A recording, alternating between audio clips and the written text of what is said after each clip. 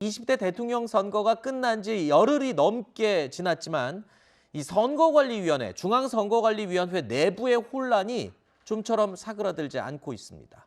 자, 지난 대선 당시에 벌어졌던 여러분도 다 기억하시죠? 확진자 사전투표 대혼란에 대한 책임을 두고 시도선관위, 중앙선관위 소속 상임위원 15명이 노정희 중앙선관위원장이 거취를 표명해야 하며 이 사퇴를 해야 한다라고 압박에 나선 건데요. 자, 이들뿐만이 아니었습니다. 대한변호사협회에서도 노정희 위원장에게 대전 사전투표 부실 관리에 대한 책임을 지고 즉각 사퇴하라고 촉구를 했습니다. 자, 이런 상황에서도 노정희 중앙선거관리위원장은요, 거취 표명을 묻는 기자들의 질문에 침묵을 하고 있습니다. 지난 17일의 모습을 다시 한번 보시죠.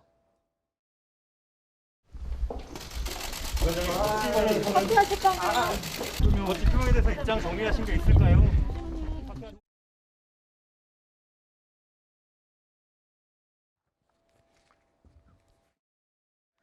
자, 이런 가운데 국회 행안위 소속 민주당 의원 전원이 이틀 전 성명서를 하나 발표했습니다. 해당 성명서에는요, 선거관리위원회는 정치적 중립은 생명인데 현재 선거관리위원회 중립을 훼손하려는 시도들이 있다. 위원장 사퇴를 포함한 선관위 전체를 흔들고 있다라고 하면서 노정희 위원장은 지난 선거 부실 관리 원인과 책임을 명확히 규명하고 신속하게 선관위를 재정비해서 앞으로 있을 이 6월에 있을 지방선거 준비에 만전을 기하라라는 내용이 담겨져 있습니다.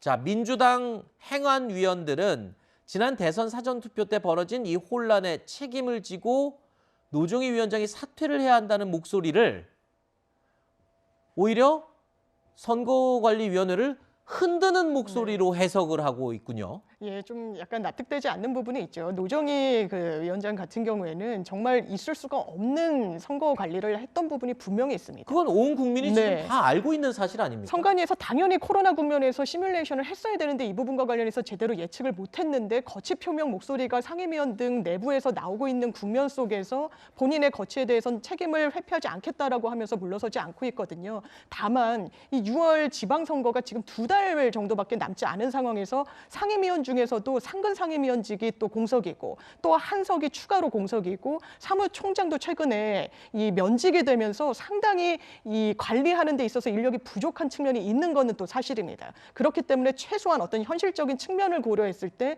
노정희 위원장이 이 책임을 지고 6월 지방선거에 있어서는 깨끗하게 좀 마무리를 지어야 되는 거 아니냐, 이런 좀 현실적인 목소리를 담아낸 게 아닌가라고 이해되는 측면은 있습니다. 네, 일단 네.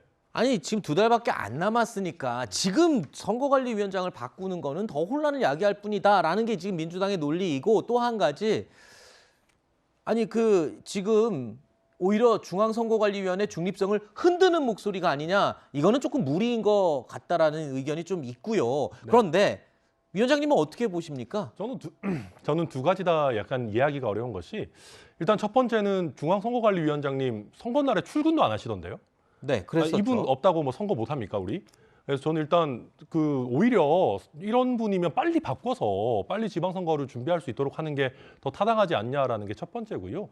그리고 두 번째는 헌법기관의 정치적 중립을 그렇게 소중하게 생각하는 분들이 예전에 감사원장한테는 그렇게 나가라고 하셨었나라는 생각이 들고, 두 번째 제대로 또 따져보자면은 우리가 지금 선거관리위원회가 아무 문제가 없는데 흔드는 거라면은 그건 말 그대로 정치적 중립을 위반하는 거죠. 그건 헌법기관을 흔들어서 안 되는 거죠. 근데 누가 봐도 문제가 있어서 문제가 있는 장본인을 나가라라고 하는 것이 이게 무슨 정치적인 압박입니까? 그래서 저는 좀 뭐 정치적인 흔들기 이런 표현을 쓰기에 적합한 상황이 아니다, 이렇게 봅니다. 알겠습니다. 중앙선거관리위원회는 어떤 상황에도 공정해야죠. 공정을 잃은 중앙선거관리위원회는 상상할 수가 없습니다.